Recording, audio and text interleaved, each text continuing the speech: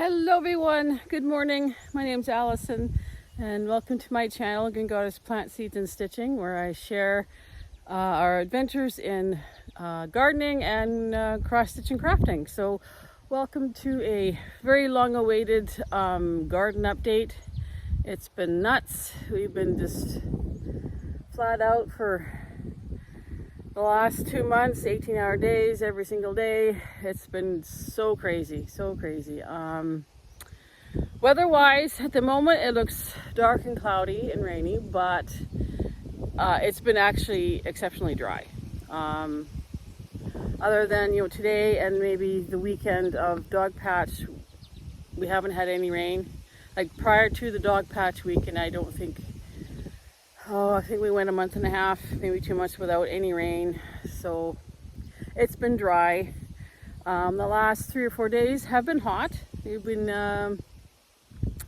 in the 30°C range, so that's pretty warm for us. A little bit of rain tried to fall last night. The ground looks damp, but below the surface it's still dry. So what we need is a nice 3-day moderate rain or something, just to help everything fill out. I mean, it's been so dry that even the trees are stressed. We've seen so many trees back like end of July. There were so many trees that were already starting to turn yellow because they are so stressed. I know behind me here, this area here is kind of like a marshy, wet area. There's willows growing in there. The willows are starting to yellow because it's dry. And then farther, I don't know, that way, that way I guess, there's actually a small slough or pond that's completely dry. There's no water anymore. The ducks and geese are gone. Even the blackbirds, the red-winged blackbirds are gone because there's no water there anymore. So it's been that dry. What's new in the garden? Well, obviously we managed to get it planted. We've also installed some drip tape, some irrigation. So that has helped us immensely, even though we're still busy just trying to keep the weeding. Watering has been easier because of the drip tape. We've got it in sections, so we can water one section or a couple of different sections, and then while we're working in another one. So it's been a lifesaver this year. The garden is a bit bigger than what we normally have because it's been such a dry year. There are areas that we've planted in that in previous years were too wet to plant in, so it's a little bit bigger, a little bit more rows to water, but at least we're not having to drag hoses around and water by hand. So I will give you a quick tour of what we got in the garden. So over here we got some beans. This is actually our second planting of green beans. We put in some extra early rows of beans. The green ones didn't come up. The yellow ones came up, but they were kind of spotty. The purple ones came up and they're fine. So this is the second planting, which is producing. This area here had peas in it, but the peas are done. This area at the back, now this is one of the new areas that we've planted in. In previous years, it's been too wet back here to do anything with it. But back here, we've got a couple of rows of beets. They're all cylinder beets. I thought I had planted some round beets, but apparently not. But we got beets and we got cabbage and broccoli. Broccoli's finally starting to look really good. I actually picked off about 4 heads of broccoli yesterday. Give you a peek. There's some of our broccoli looking really nice. This stuff here is supposed to be the Romanesco cauliflower.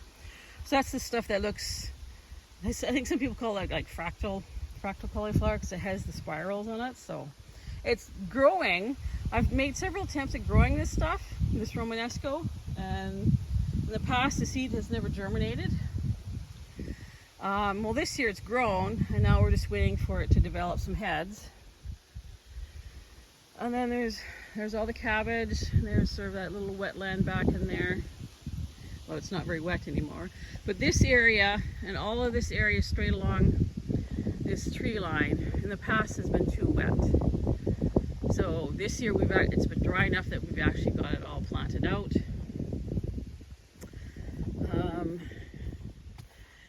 So over here we've got some peppers, but mostly cucumbers in this section ahead here. We got peppers at the back, a bit more cabbage. Cucumbers we kind of had trouble with. There's one of the header lines for the drip irrigation, or the drip tape. The first planting of cucumbers, most of them died. Same with the second planting. There were a few from that first planting that did survive, and that were the straight eights, which are here, and the Eureka. These are producing already. They're great. They're just sort of coming into their own. Third planting finally took off. I think our main problem is we planted, our first planting was too early, and it was too cold for the plants, and yeah, we just lost them all. So we need to, I know Glenn likes to push the envelope on how early we can put stuff in, but sometimes you just can't do that. May and June are too unpredictable. So we got pickling, mostly pickling. We got a few slicers. We got some white skin cucumbers in here. Most of them are finally starting to flower. You can probably see. There's a lovely cucumber. That's going to be part of my job today, is picking. But these ones, these are our Pioneer pickling, and they are just, there's lots and lots of flowers on them, which is good. There's more broccoli up here. Some Swiss chard and some yellow beans. These beans, this was a second planting. No, this was a third planting. No, pardon me. This was a second planting of beans. A lot of them, for whatever reason, they got to the 2-leaf stage and then just stalled out. I don't know why, but there's this gap here, and that's why there's a gap, because they just seem to stall out. But there's a few that have finally started to produce, and they're looking nice. This area over here, this is all beans. So we've got 2 rows of yellow. This was the first planting of yellow. We could have sown them a little thicker. That's probably why they're a little bit sparse. This last row here are purple beans. And these 2 rows here are a third planting of green beans, and they are finally starting to produce. They are just starting. So we'll have a good picking of beans off of those today. And then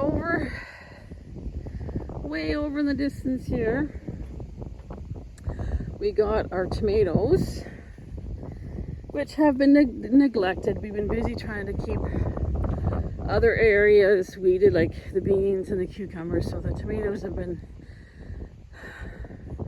forgotten about. This section here I did manage to get in, and I got them all staked and pruned to a certain extent, but they need to be done again. They need to be gone through again, and I don't know if I'll have time to do that. This variety here is called Helsing Junction Blues, and I'm told the leaf curl is normal on it, so I'm not overly concerned.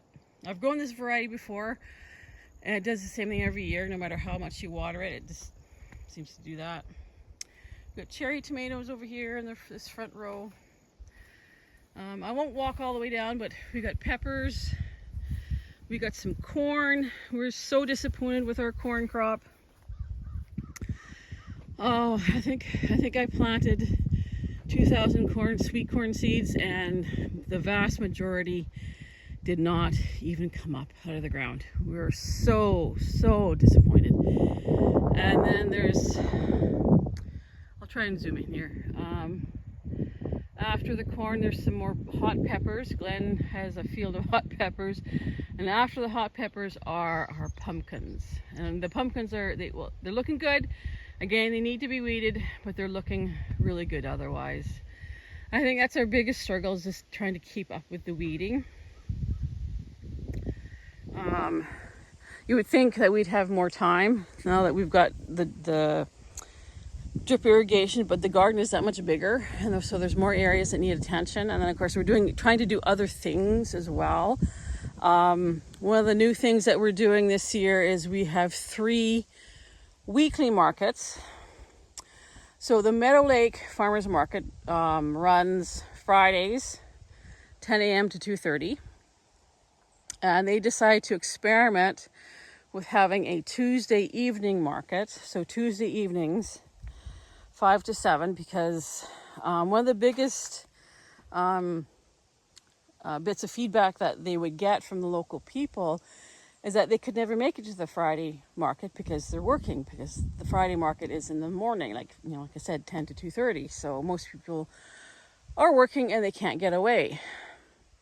So we've been doing Tuesday evenings for the last 3 weeks. The first one was amazing. Lots of people came out. The last 2, not so much. It was kind of quiet, which is unfortunate. But the plan is to continue with the Tuesday evenings straight through till I think the first week of September. It's an experiment to see if it works, to see what the feedback is. But again, if people don't come out, there's no point in having it, right? People say they want it, but then unfortunately people have a knack of saying they want something and then they don't bother showing up, right?